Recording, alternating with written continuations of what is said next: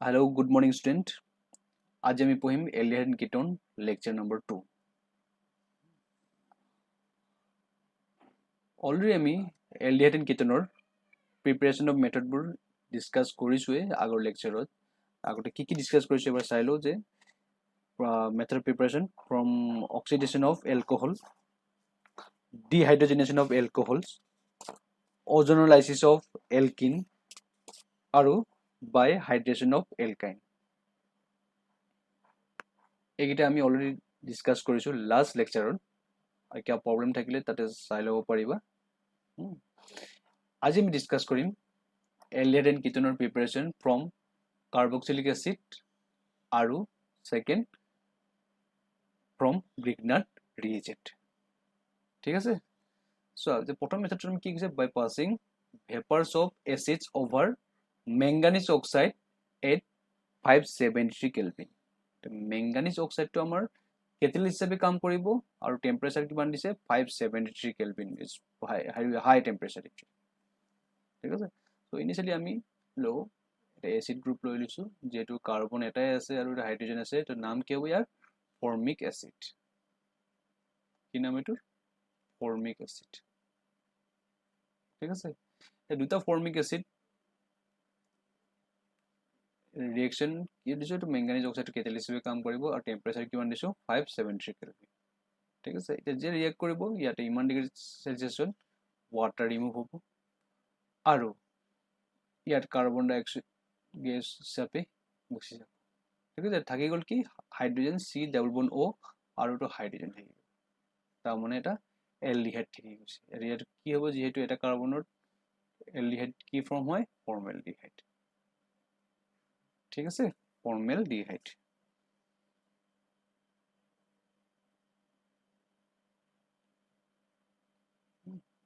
Carbon ডাই oxide gas হিচাপে যাব আৰু ৱাটাৰ। বহুতে চিম্পল ৰিয়েকশ্যন হয়, ইয়াৰ মেকানিজমো বহুত ইয়াৰ ৱাটাৰ জাষ্ট ৰিমুভ কৰি দিছা আৰু কাৰ্বন ডাই অক্সাইড ৰিমুভ কৰি দিছা, জাষ্ট এইটো এড কৰি দিছা।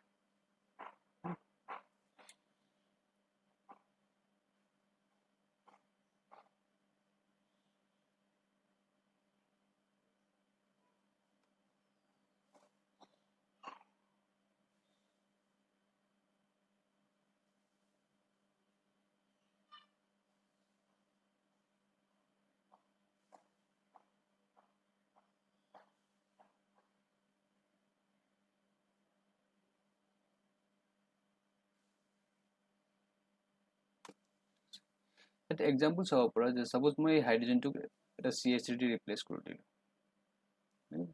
চ' দুটা কাৰ্বন থকাৰ কাৰণে কি ক'ম, ইথাইনিক এচিড বা carboxylic acid. Carboxylic acid with formic এচিডে লৈছোঁ। ইয়াত কি হ'ব, চেম ৱাটাৰ গুচি যাব, আকৌ কাৰ্বন ডাই অক্সাইড গুচি যাব। চ' ইয়াত কি থাকি গ'ল, অকল হাইড্ৰজেন থাকি গ'ল। তো হাইড্ৰজেন থাকি গ'লে কি হ'ব, CH3 C ডাবল বন OH। ঠিক আছে, এর নাম কি, এসিটালডিহাইড। এসিটালডিহাইড প্লাস কি থাকি গ'ল, কাৰ্বন ডাই অক্সাইড ফৰ্ম হ'ব আৰু ৱাটাৰ। ঠিক তেনেদৰে যদি আমি বেঞ্জিক এচিড লওঁ, মানে বেঞ্জিন গ্ৰুপ দি দিওঁ, ইয়াৰ পৰা চেম ৱাটাৰ গুচি যাব, কাৰ্বন ডাই অক্সাইড গুচি যাব, থাকি গ'ল hydrogen. Directly just C6H5 C double বন OH, নাম কি ইয়াৰ বেঞ্জেলডিহাইড। বেঞ্জিনৰ পৰা ফৰ্ম কৰিছে কাৰণে বেঞ্জিন গ্ৰুপ আছে কাৰণে বেঞ্জেলডিহাইড, আৰু কি দিছে ফৰ্ম, কাৰ্বন ডাই অক্সাইড ফৰ্ম হ'ব আৰু ৱাটাৰ। ঠিক আছে, বহুতে easy. Next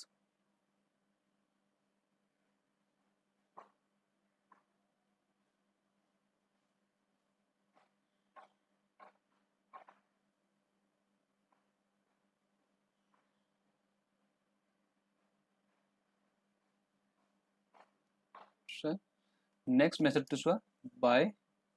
dry distillation of calcium salt of carboxylic acid. ইয়াতে চাব পৰা যে ইয়াতে চোৱা, এটা আমি দুটা কাৰ্বক্সিলিক এচিড লৈছোঁ। বা দুটা এসিড গ্ৰুপ লৈছো আসলে এটো ফৰ্মিক এসিড হয় আৰু ইয়াতে তোমাৰ যে দুটা ফৰ্মিক এসিড ক্যালসিয়ামৰ লগত লগ হয় কি ফৰ্ম কৰিছে ক্যালসিয়াম ফৰ্মেট আৰু দুটা ওয়াটাৰ ৰিমুভ হৈছে ঠিক আছে আমি কেনেকৈ দেখাব পাৰো ইয়াতে দুটা C double bond O OH ঠিক আছে বা ইয়াতে আৰু ড্ৰ কৰি চাব পাৰো ফৰ্মিক এসিড প্লাস ক্যালসিয়াম ক্যালসিয়ামে ধৰিছো যেনিবা ইয়াতে সো ইয়াতে তোমাৰ দুটা ওয়াটাৰ গ্ৰুপ গুচি যাব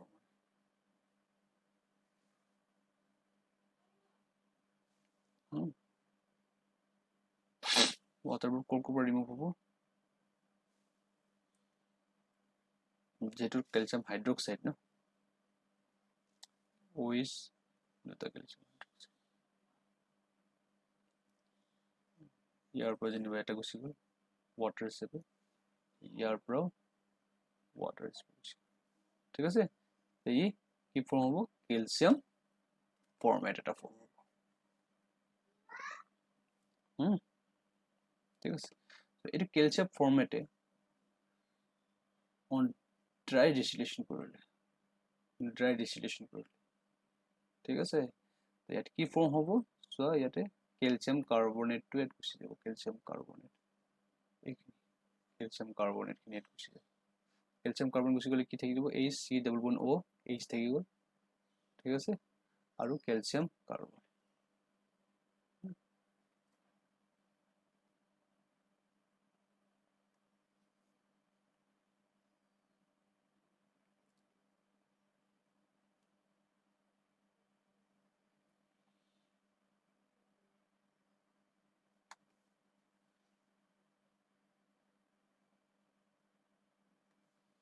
ইয়াত কি ফৰ্ম হ'ব সো যদি আমি হাইড্ৰোজেনৰ জায়গাত যদি বেনজিন গ্ৰুপ দুটা লৈ লৈছো ঠিক তেনেদৰে সো ক্যালসিয়াম কাৰ্বনেটৰ ফৰ্ম হ'ব ইয়াত C6H5 C double bond O C6H5 plus calcium carbon ঠিক আছে মানে বেঞ্জোফিনন কি নাম এটা বেঞ্জোফিনন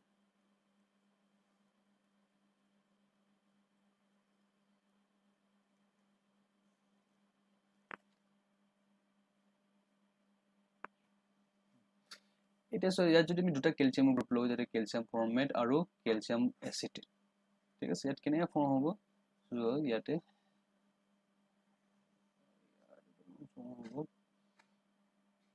ক্যালসিয়াম দুটা ক্যালসিয়াম আছে ঠিক আছে দুটা ক্যালসিয়াম লিখি লৈছো আৰু কাৰ্বন কেটা আছে দুটা হ'ব এটা কাৰ্বন ঠিক আছে কাৰ্বন বা কাৰ্বনেট আৰু অক্সিজেন কিমানটা হ'ব তেতিয়াহলে 6টা হ'ব 1 2 3 4 5 6 দুটা ক্যালসিয়াম কাৰ্বনেট ফৰ্ম হ'ল আৰু এইপিনে কি ফৰ্ম হ'ব দুইটা গ্ৰুপ কি হ'ব CH3 C double bond OH ঠিক আছে তো বুজি পাইছানে CH3CO এই হাইড্ৰোজেনৰ লাগি গ'ল আকৌ CH3CO এই হাইড্ৰোজেনটোৰ লগত লাগি গ'ল যদি আমি এনেকৈ কৰি চাওঁ আৰু এটা ইয়াত কিন্তু ইলটো বহুত কমে হ'ব ইমান বেছি ইল নহয় আৰু যদি এনেকা হিচাপত চাওঁ সাপোজ সেলফত যদি চাওঁ মানে ইয়াৰ পৰা কি গ্ৰুপ হ'ব ইয়াৰ পৰা যদি ক্যালসিয়াম কাৰ্বনেট ফৰ্ম হয় ইহঁত যদি এনেকা কৰি লাগি যায় মানে সাপোজ এই গ্ৰুপটো যদি লাগি যায় ঠিক আছে ক্যালসিয়াম কাৰ্বনেট যদি এনেকা ফৰ্ম হয় এরপর কি ফর্ম হবো তেতিয়া হলে H C double bond O মানে এইখিনি মই ড্ৰ কৰিছো ইয়াৰ লগত হাইড্ৰোজেনটো লাগি গৈছে ঠিক আছে তো ইয়াটো কি হ'ব ঠিক তেনেদৰে যদি সেলফ হলে কি হ'ব CaCO3 আর এই গ্রুপটো এর লাগি যাব কি ফর্ম হবে এটা ketone CH3 C double bond O CH3 ঠিক আছে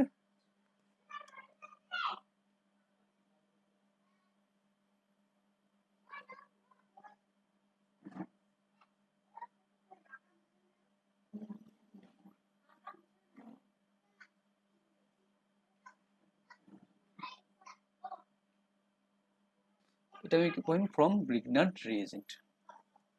ঠিক আছে ইয়াৰ জেনেৰেল ফৰ্মুলা কি হয় RMgx তো R ৰ জেগাত আমাৰ কি কেৰি কৰিব পাৰ্চিয়েল নেগেটিভ চাৰ্জ আৰু ইয়াতে mg লগত আমি কি কেৰি কৰিব পাৰ্চিয়েল পজিটিভ চাৰ্জ ঠিক আছে সো এট ফাৰ্স্ট আমি মেথডটো কি কৈছো ইউজিং নাইট্ৰাইলছ বা সায়ানাইড বুলি কোৱা হয় আৰু যেটো এটো কি হ'ব নিউক্লিওফিলিক এডিশন বুলি কৈছো তো সায়ানাইডৰ লগত নিউক্লিওফিলিক এডিশন তোমালোকে চাব পাৰা যে ইয়াত দেখিবা যে ইয়াতে CH3MgBr যেতিয়া এই নাইট্ৰাইল গ্ৰুপটোৰ লগত লগ লাগিব ফাৰ্স্ট আমি কি সিলেক্ট কৰিব লাগিব যে ইয়াত কোনটো বেছিকৈ ইলেক্ট্ৰোফিলিক সাইট হয় তো কাৰ্বনৰ লগত নাইট্ৰজেন তো কোনটো বেছি ইলেক্ট্ৰোনেগেটিভ নাইট্ৰজেন ইলেক্ট্ৰোনেগেটিভ আৰু কাৰ্বনে কি চাৰ্জ কেৰি কৰে মানে পাৰ্চিয়েল পজিটিভ চাৰ্জ কেৰি কৰিব কি চাৰ্জ কেৰি কৰিব পাৰ্চিয়েল নেগেটিভ চাৰ্জ কেৰি কৰিব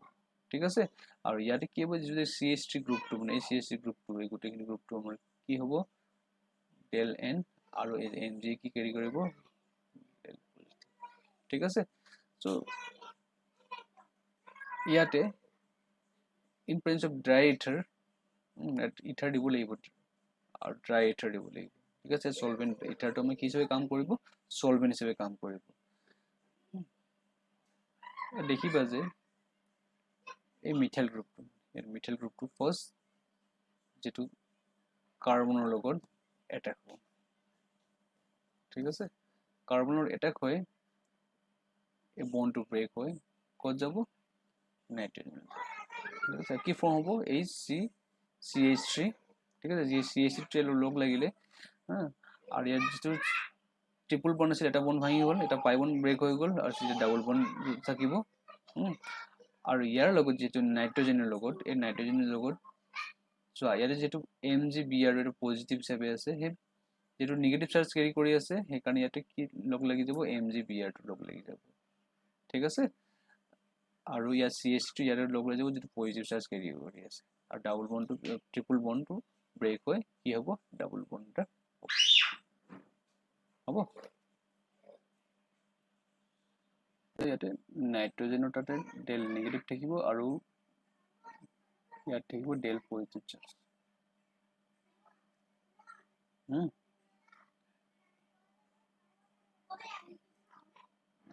আৰু হাইড্ৰোলাইসিস কৰিলে কি হ'ব ইয়াতে থাকিব ডেল পজিটিভ চাৰ্জ আৰু OH গ্ৰুপৰ লগত থাকিব ডেল নেগেটিভ চাৰ্জ জাস্ট এই নাইট্ৰোজেনৰ জৰিয়তে হাইড্ৰোজেন লগ লগাই দিয়া আৰু মেগনেছিয়ামৰ লগত OH গ্ৰুপ লগ লগাই দিয়া ঠিক আছে সো এইটো ফৰ্ম হ'ব MgOH টো ফৰ্ম হয় আকৌ ইয়াক এসিডিক হাইড্ৰোলাইসিস কৰা এসিডিক হাইড্ৰোলাইসিস কৰিলে কি হ'ব যেটো আকৌ same তৰিকা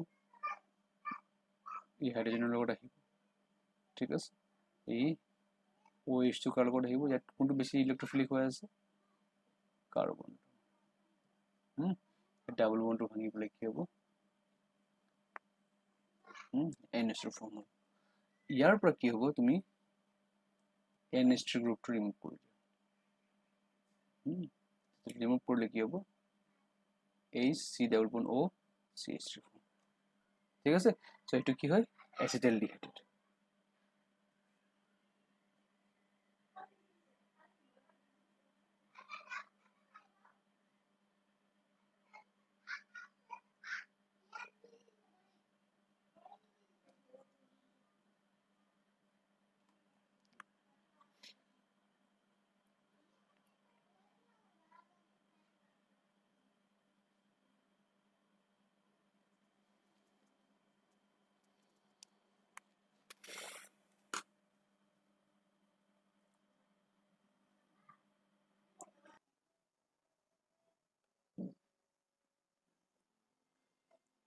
So using esters. So using ester হলে কি হ'ব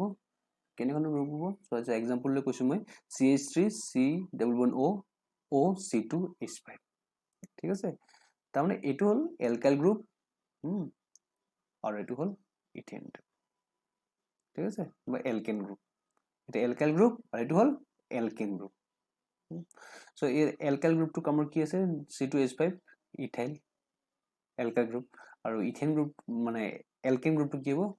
ইথেন দুটা কাৰ্বন থাকিলে ইথেন আৰু ইয়াত যেটো এস্টাৰ এখানে কি হ'ব ওয়েট মানে ইথাইল ইথেনয়েট বা আমি ইয়াত কি হিচাপে লিখিব পাৰো ইথাইল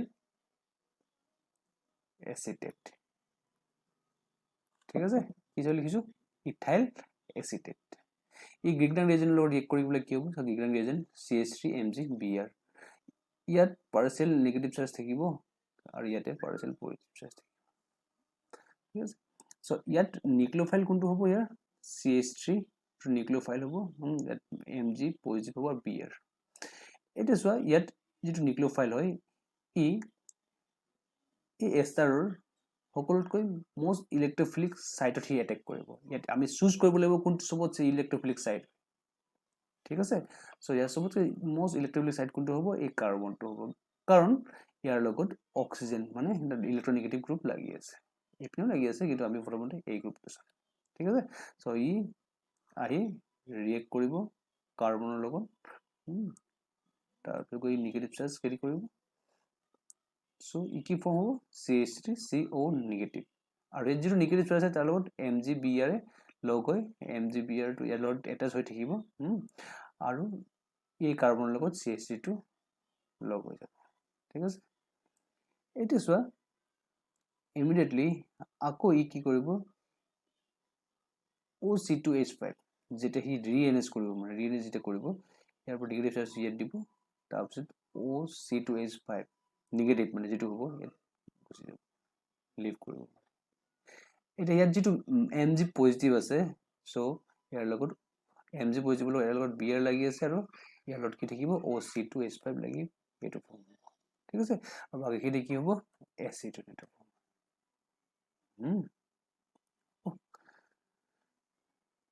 সো আলটিমেটলি ইয়াত কি হল কোনটো গ্ৰুপে ইয়াত দি দিলে সো ইয়াতে CH3CO ইয়াত চাও পৰা যে ইয়াতে তোমালোকে এই গ্ৰুপখিনি মানে এইখিনি তোমাৰ এচিটন ফৰ্ম কৰে ঠিক আছে OC2H5 এইখিনি তোমাৰ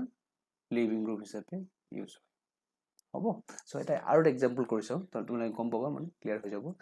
C6H5 এটো বেঞ্জাইল গ্ৰুপ এটা দি দিছো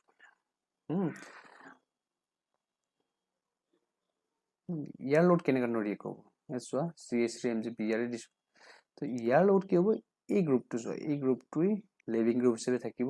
আৰু চোৱা ইয়াত কেনেকৈ হ'ব এচিটনটো তেতিয়া হলে C6H5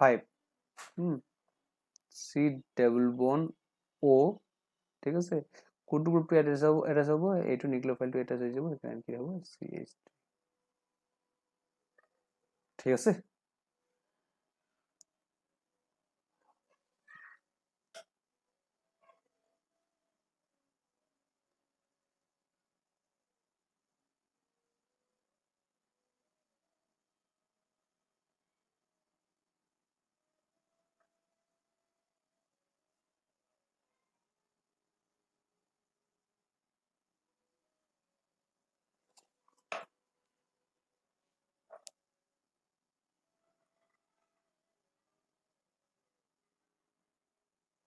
So, out of the interesting question, what happens when Grignard reagent react with acetyl chloride? ঠিক আছে ইয়াত Grignard reagent acetyl chloride লগত ৰিয়েক্ট কৰিলে কি হ'ব সো ইয়াত বেসিক্যালি আমি কি পাবো সো CH3CO Cl যেটো Grignard reagent ৰিয়েক্ট কৰিছে CH3MgCl ই যেটো পাৰ্শিয়াল নেগেটিভ চাৰ্জ কেৰি কৰিব আৰু পাৰ্শিয়াল পজিটিভ চাৰ্জ কেৰি থাকিব ঠিক আছে সো ই মোস্ট ইলেক্ট্ৰোফিলিক সাইটত ই এটেক কৰিলে হ'ব সো ইয়াতে চোৱা ই যেটো নেগেটিভ চাৰ্জ কেৰি কৰিব আমি ইয়াত কি হিচাপে লিখিব পাৰো CH3C অক্সিজেন লগত নেগেটিভ চাৰ্জ কেৰি হৈ আছে আৰু ইয়াৰ লগত MgCl টো পজিটিভ চাৰ্জ সো আমি MgCl হিচাপে লিখি দিলো তাতে Cl থাকিব আৰু ইয়াতে CH3 গ্ৰুপটো এটা হৈ যাব হ'ব সো ইয়াত আকৌ গৈ ৰিএনএস কৰিব আৰু যেটো লিভিং গ্ৰুপ হয় এই গুচি যাব তো ইয়াত কি ফৰ্ম হ'ব সো এতিয়া আকৌ CH3 C double bond O CH3 এটা ফৰ্ম হ'ব ইয়াত কথা এটা হল যে এই ৰিঅ্যাকশন ইয়াতে ষ্টপ হৈ নাথাকে ই আকৌ কি কৰিব ফাৰ্দাৰ মানে ই আকৌ MgBr লগত ৰিয়েক্ট কৰিব মানে গ্ৰিগনাৰ্ড ৰিয়েজেন্ট লগত ৰিয়েক্ট কৰিব আকৌ ই CH3 MgCl লগত আকৌ ৰিয়েক্ট কৰিব যিহেতু ই নিউক্লিওফাইল হয় ই ইয়াক ৰিয়েক্ট কৰি পেলাই আকৌ ফাৰ্ডাৰ ঠিক আছে সো ই আকৌ কি ফৰ্ম হ'ব CH3 CO negative CH3 K12 react কৰিছে ঠিক আছে তো ই আকৌ ইয়াৰ লগত যেটো এসিড থাকিব ইয়াৰ লগত হাইলাইট মানে ইয়াৰ পৰা যেটো বেস হিচাপে কাম কৰিছে এটো বেস হিচাপে কাম কৰিব কিয় বেস হিচাপে কাম কৰিব যেটো বাল্কি গ্ৰুপ হয় আৰু O নিগেটিভ চাৰ্জ আছে ঠিক আছে মানে প্ৰটন ইয়াৰ পৰা এবষ্ট্ৰাক্ট কৰি পেলাই ই আকৌ এলকহল ফৰ্ম হ'ব এই কাৰণে আমি ইয়াত কি হ'ব কেতিয়াও এচিটাইল ক্লোৰাইড ইউজ নকৰো to prepare ketone বা aldehyde বা aldehyde or ketone বনাবৰ কাৰণে Grignard reagent আমি acetyl chloride আমি কেতিয়া ইউজ নকৰো ঠিক আছে